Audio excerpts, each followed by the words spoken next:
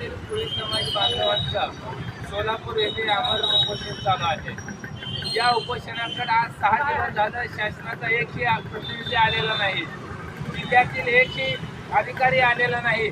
यावरून स्पष्ट लक्षात येत आहे की सरकारमध्ये बसलेले, मंत्रिमंडळामध्ये बसलेले मंत्री ही जातीवाद करत आहेत, जाणून बुजून कोळी समाजाच्या आंदोलनाकडे दुर्लक्ष करत आहेत। या ठिकाणी आमरण उपोषण चालू आहे। जर का उपोषणकर्त्याला जर काय झालं तर महाराष्ट्रात काय बरं वाईट झालं तर याला जबाबदार सरकार राहील, सुव्यवस्था बिघडली तर आम्ही जबाबदार राहणार नाही। या ठिकाणी उपोषणकर्ते जबाबदार राहणार नाही, कारण महाराष्ट्रामधून गावगाड्यातून खेड्यापाड्यातून